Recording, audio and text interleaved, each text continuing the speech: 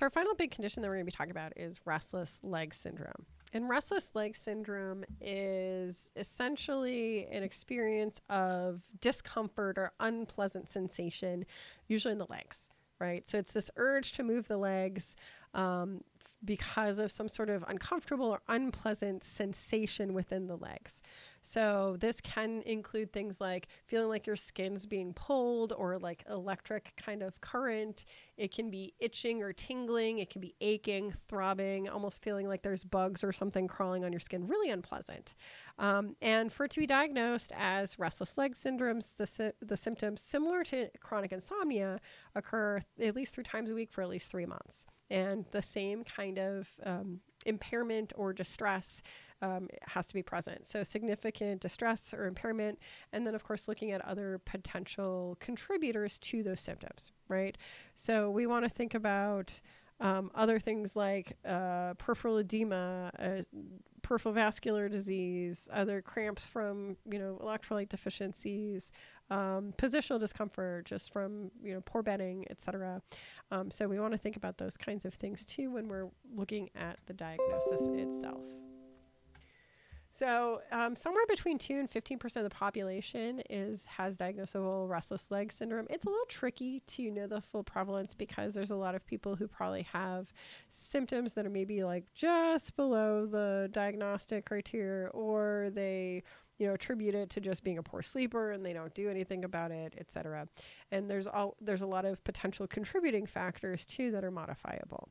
Some of those risk factors that we look at include medical conditions. So beyond the things that kind of are similar to restless leg, but not, like peripheral edema, etc. But Parkinson's disease, hypothyroidism, rheumatoid arthritis, diabetes, and iron deficiency do increase risk of developing restless leg. As you get older, your risk increases as well. Individuals who are of female sex have a greater rate of restless leg versus male. And then substances, including antipsychotics because of its effects on dopamine, antidepressants, beta blockers, antihistamines, alcohol, caffeine, and smoking of nicotine, tobacco products, all these can increase risk. So when looking at treatment, this is a little bit busy. Let me walk through it. So if we start at the top, right, if they have clinically significant symptoms, we want to think about drug disease issues, non-pharmacological interventions, as well as medication interventions or pharmacological interventions.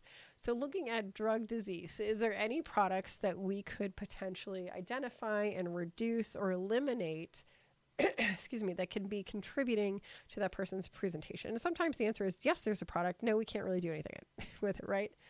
Excuse me. So when we look, serotonergic products like antidepressants can increase risk of restless leg, as well as antihistamines, antidopamine products. All of those things can increase rates. So I see, a lot in my population, a lot of people who are on antipsychotics that experience restless legs as kind of a contributing factor to that challenge. And they may not always be appropriate to come off of those products if they have schizophrenia, for example. Antipsychotics kind of need to be on board, right? So we have to really kind of look at that whole picture. Non-pharmacological, trying to minimize exposure to alcohol and caffeine. If they have obstructive sleep apnea, make sure that's getting treated.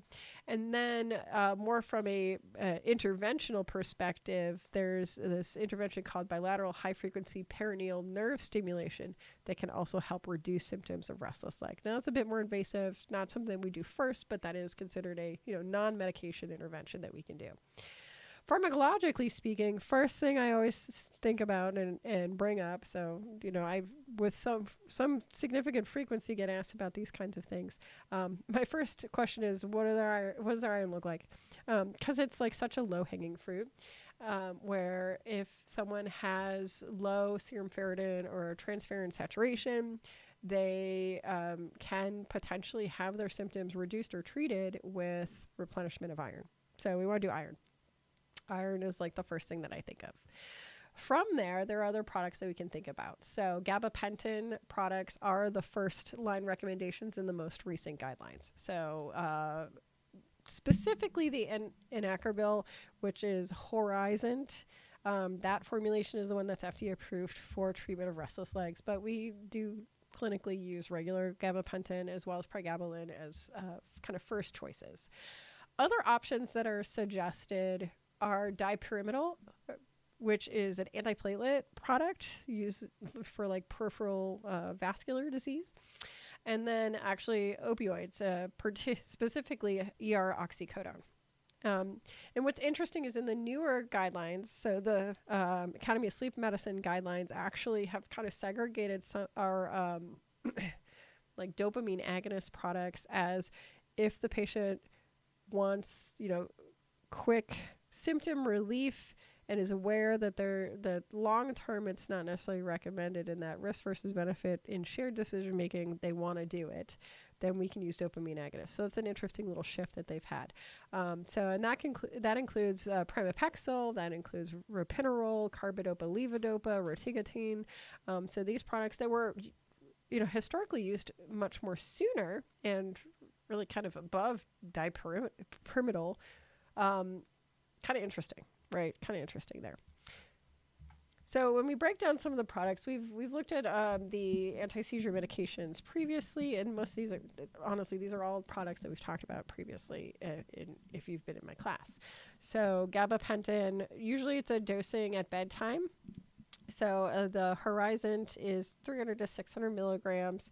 This has a difference in that it needs to have basically broken down a little bit before it really works. And it takes about a week to start to work. And the recommendation is to take this specifically with food at 5 p.m. Gabapentin, standard gabapentin, is 300 to 2400 milligrams. Again, a lot of times people take it before bed. Pregabalin or Lyrica, we take it, again, before bed. It's an off-label use. It takes about a week, same kind of thing. Sorry. Looking at tolerability, some similarities with its use in other indications, right? So we do sometimes see hypersensitivity reactions. It is a CNS depressant. Usually sleepiness, dizziness, those are the most common things that I'll see. Rarely you can sometimes see suicidal ideation, and peripheral edema. That's one that I see with some frequency. Now, in some states, gabapentin is a controlled substance, and in every state, pregabalin is. So that kind of makes it a little bit tricky sometimes, is the scheduling of the products. But these are the ones that are considered our first choices after looking at iron. Our dopamine agonists we've seen before. So this is our pramipexole, ropinirole. We have our rotigotine, and really part of the reason why the risk versus benefit and talking about it needs to be done per guideline recommendations is because of some of the rare but serious effects associated with it. So things like impulse control disorders, like compulsive gambling. It can increase skin picking. It can increase compulsive eating. And there have been cases of things like psychosis associated with it. It also is fairly hypotensive, like inducing. We do see blood pressure kind of drop out with these products when you first start it, and a lot of gastrointestinal upset with the products as well. So just kind of being aware of that. They do tend to work with some quickness, and that's why that part of the guideline that says like short term wants a quick benefit. These ones tend to take fairly less time to have a good onset of action versus some of our other products. And they are FDA approved for use in restless leg. Other options, as mentioned before, are iron supplements. So if the serum iron low and the transferrin saturation is low, we typically will start off with a elemental iron of 65 milligrams with vitamin C to help improve absorption every 1 to 2 days. I'm a big fan of every other day iron supplementation, just because of how the data pans out and just tolerability. It's not any worse than every day. So usually I'll do every other day iron for these individuals. If rapid response is desired, or if oral iron isn't really cutting it, then IV iron like iron dextrose can be utilized here. For opioids, there are a couple different options that have been talked about. The new guidelines specifically recommend extended release oxycodone, this kind of low dose, at bedtime. And this is particularly beneficial in individuals who have very painful restless leg syndrome symptoms that are unrelieved by our standard therapy and modifications of risk factors and contributors.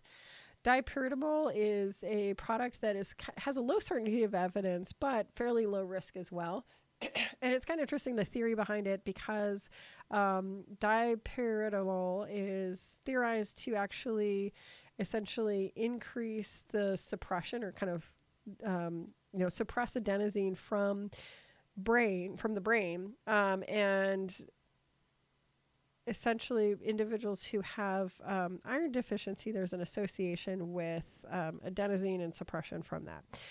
So it helps to kind of, I guess, we think, it's hard to describe, so I'm struggling a little bit, but it seems to possibly like help rebalance some of the adenosine receptors in the striatum that appear to help with symptomatology of restless leg. Kind of interesting, kind of unusual to think about, because it doesn't fully make sense, but it's interesting.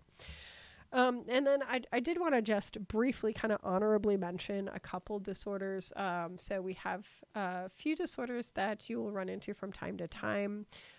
Things like non-REM disorders of arousal, which are things like sleepwalking, sleep talking, sleep terrors, separate than our complex sleep behaviors that we can see as a box warning for our non-benzodiazepine receptor agonists. You can sometimes treat them with things like benzodiazepines, SSRIs, tricyclic antidepressants, but by and large, there's not great treatment for it.